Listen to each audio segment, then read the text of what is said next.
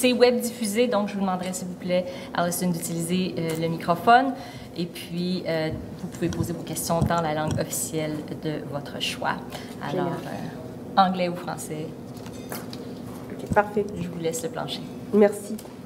So just to start, Mr. Leduc, how big of an impact could steel and aluminum tariffs have on the Canadian economy? And does this development today make you more cautious about raising rates? Well, I think that, for a small open economy like Canada, where trade is important, those measures are not the type of measures that are conducive to a good environment. And so it'll take a little bit of time to evaluate the impact. I mean, we'll have to, this is really too early to tell. I mean, these have just been introduced. We'll have to analyze and see what's happening on the ground, look at the data, how it evolves over time, over the next few months, really.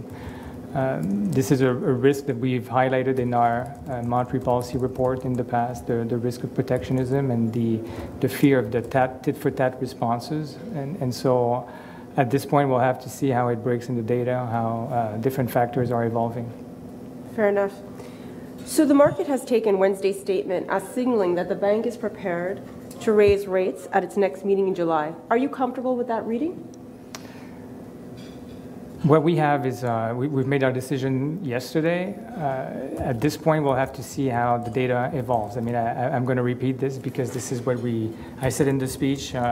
So some of the factors is really, for instance, the resales, activity in housing. We'd like to see a little bit more data on that side. We have a lot of data to see before our July announcement. We'll have a whole new forecast then. And so once we do all our analysis, we'll be ready to make a decision. We're not going to be judging what we're going to do in July, of course. We'll look at the data, and this is always guided by the data. Right. And not to make you repeat that again, but given that the economy is growing around trend and inflation is at target, what would prevent you from raising in July?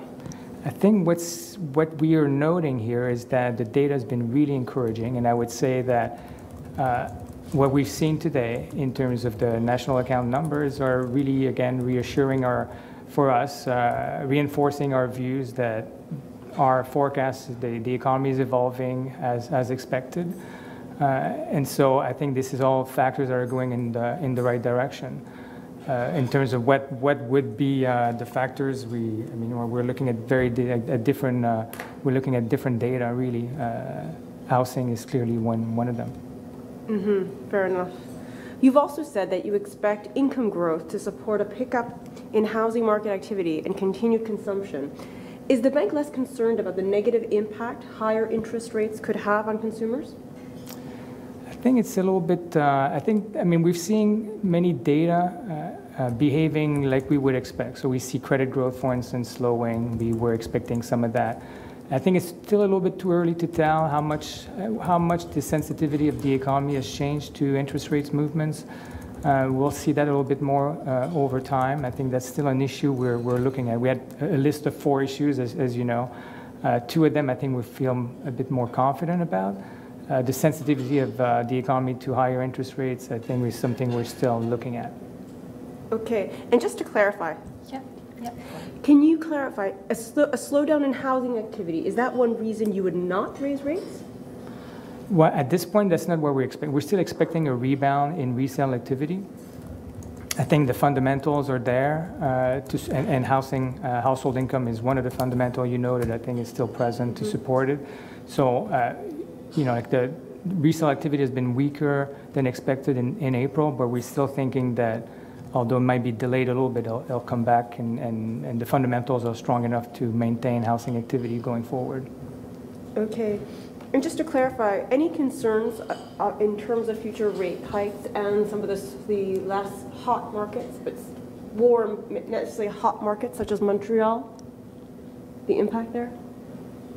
Impact of higher interest rates? Exactly. Well, we've increased rates in the past. I think what we've seen now is the housing market in Montreal being performing better than in the past. So we've seen price increases a little bit higher than we've seen last year or the year before. So I think we see it. It's very much in line with the performance of the Quebec economy.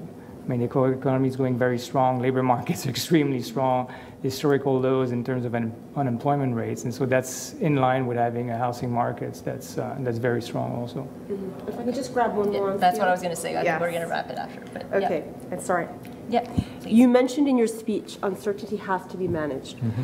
Do the steel tariffs, steel and aluminum, of course, tariffs change this message you seem to be giving that you could be paralyzed by indecision? No, I think what we see is uncertainty is there. We've noted that in the past.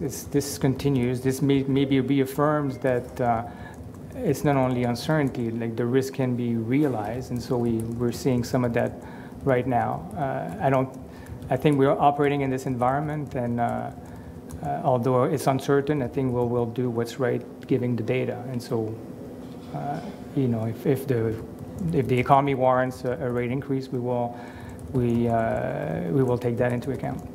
Fair enough. Thank you. Merci beaucoup. Merci beaucoup.